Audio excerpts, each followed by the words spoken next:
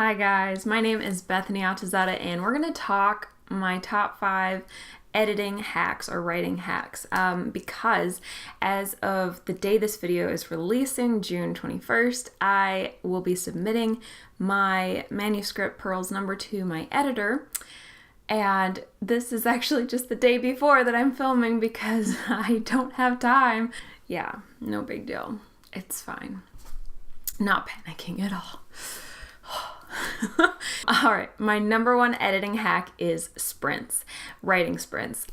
Some of you are going to be like, duh, I know about this, okay? And then other people have messaged me all the time like, what is this thing you're talking about? I thought sprinting was a running thing.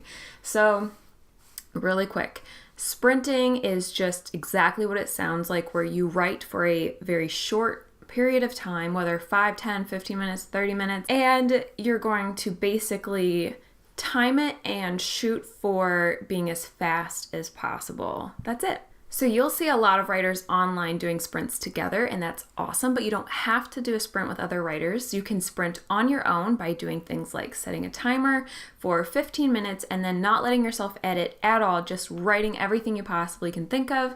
That's the goal of sprinting, is to get the words out. On a side note, I highly recommend the book 5,000 Words Per Hour, I think it's called, by Chris Fox. He gives it to you for free if you sign up for his newsletter on his website. And reading that got me so excited about sprinting, so I dove headfirst into it during editing. You can do it for editing, but it's amazing for drafting, you guys, like amazing. But for editing, it works too, because the idea is you're kind of building up this feeling in your mind of, okay, it's time to focus, it's time to work, and then you get a break and then you go back to it. I'm gonna definitely call writing sprints a win in my book for an editing hack because number 1, it keeps you focused, it keeps you off the internet, it keeps you going when you feel like you want to stop, and then also it's a double win if you can do it with friends because then you have accountability. So sprinting is a win, enough said. My second writing hack is one that I resisted for a long time. I saw a lot of other authors do it and I was like, I don't want to do that, I don't like it at all, which is writing in a new place, as in outside of your house. And the idea here is that if you treat writing like a job and you go to it, you will be a little bit more on task, I guess you could say. Like, you will stick to what you're supposed to be doing. You won't have the distractions around you, such as laundry or dishes or people talking to you, unless you are me at a coffee shop and people still talk to you. And that irritates me because I'm like, my headphones are in, I'm on my computer, somebody give me a sign that says I'm working right now. So as you can tell, this hack for me is currently a bit of a fail, but I still want to try something that a couple awesome people have recommended, which is to try writing at the library because it's a lot quieter. You don't have people trying to sit by you. You can go in one of those little cubby rooms and be all by yourself.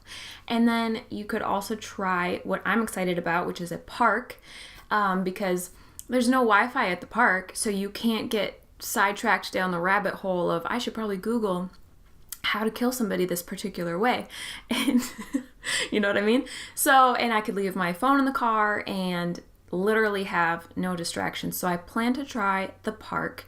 I will let you guys know how it goes. It's been raining here for the last week, so I haven't had a chance, but that might be in a future writing hacks video. If you're interested, let me know. I have a lot more that I could share besides these 5.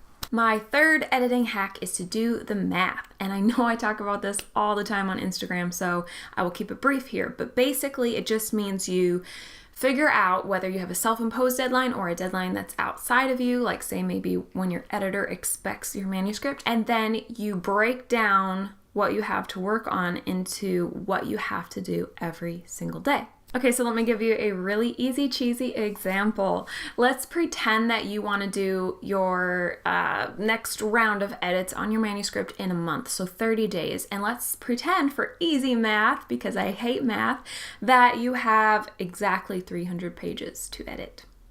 Because I'm sure you do, right? Okay, awesome. You have 30 days and 300 pages. That means you need to edit about 10 pages a day. This editing hack is a huge win for me because even when it's stressful, you don't have that massive crunch time at the end that some people might have, where, for instance, they edit 1 page a day the first week, 2 pages the second week, and suddenly they have this crap load of stuff that they have to get done if they're going to meet their deadline, and it's too much. I feel like even when it's stressful, at least I know whether or not I'm on task or if I'm falling behind a little bit.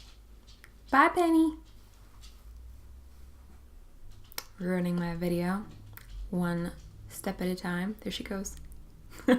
I just think it's really beneficial for everyone. Like, if you're somebody who is a bit of a procrastinator and you don't always even know what you need to get done, it's going to give you very specific deadlines for each day. And then if you fall behind, it's beneficial because it shows you how much you need to accomplish to catch up again. Say, for example, if you do 9 pages, then the next day you'll do 11. Even better, if you're an overachiever, you could even try to get ahead on your own deadline that you gave yourself. And then on top of all of that, it can often show you what your limits are. So for example, when I decided to try to edit 30 to 50 pages a day, and I found that 30 was absolutely stretching it for me to do really good edits. That was just too much. I think in the future I would only want to do like 10 to 15 pages. So then if I am setting a deadline, or if I know a deadline is coming, I would do the math so I don't have to put such an extreme crazy daily deadline on myself again in the future. But this editing hack leads to my next editing hack, which is not so much about the actual writing and editing itself, but more about meeting a deadline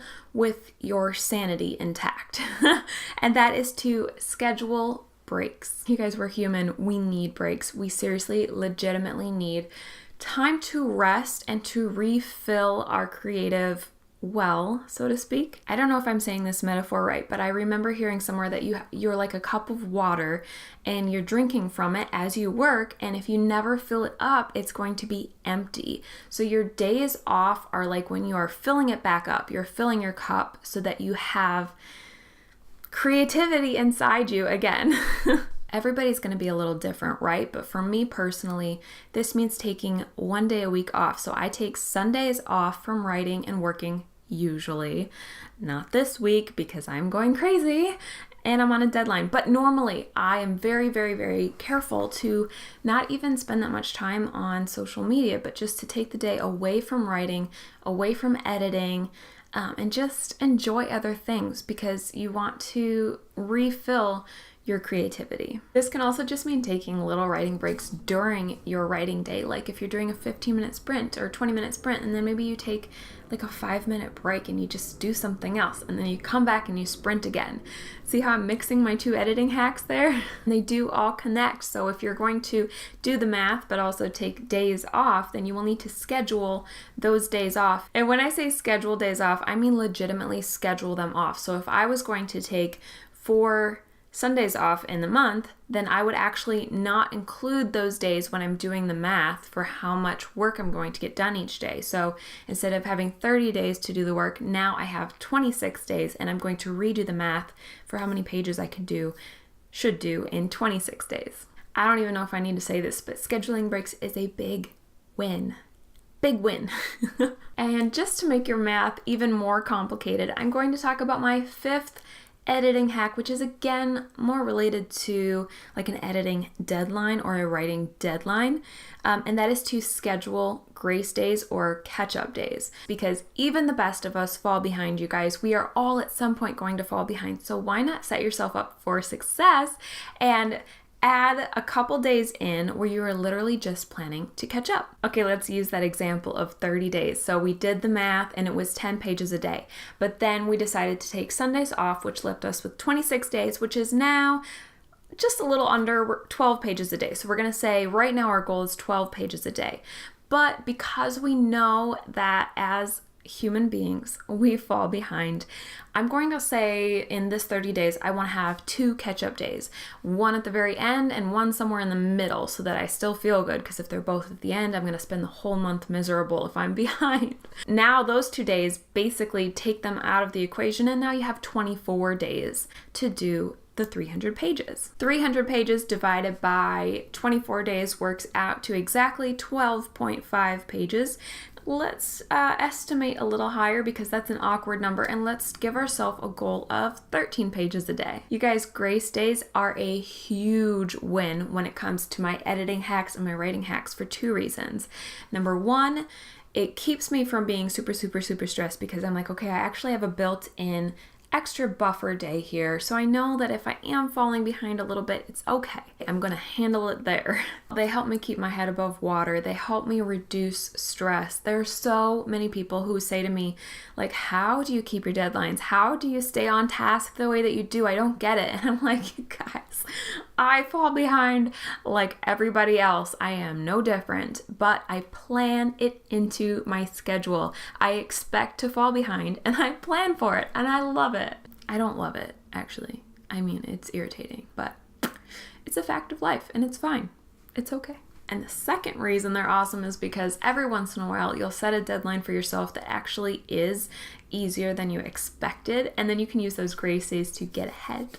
And it feels so good. Okay, I hope this video helped you guys. As I talked it out, I realized that it's almost more deadline hacks than editing and writing hacks, but I have a ton of writing specific hacks for drafting and some editing hacks that I just can't get into because this video is getting long and I have a deadline and I need to go edit pages right now.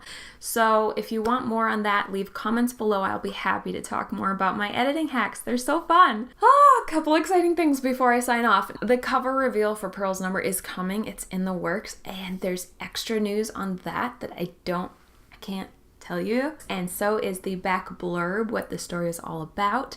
And I am beyond excited to reveal those things to you in the very near future. And then also I have a book signing at the Barnes & Noble in Blaine this Saturday, 11:30 to 1:30 p.m. And I am so excited for it. Not only is this my first book signing ever, so I'm like beyond excited and terrified, but also they asked Penny to come, you guys. They invited Penny. How cool is Barnes & Noble? Like, seriously, I'm getting all squeaky right now. Penny! She's worried for me, you guys. I am so excited. Like, I can't even tell you right now. So watch out for next week, hopefully. I'll have a vlog all about how the Barnes & Noble signing went. You guys know the drill. Give it a thumbs up if you like the content today. Comment if you want to know more writing and editing hacks. Subscribe if you haven't already, and ring that bell so that you can be notified every time a new video comes out. I just want to show you guys my editing pants right now because they're corgi pants. And also, there's Penny Bum. Those are my corgi pants, you guys. Desperate times, desperate measures. Speaking of which, I have to go edit now. Bye! Talk to you later.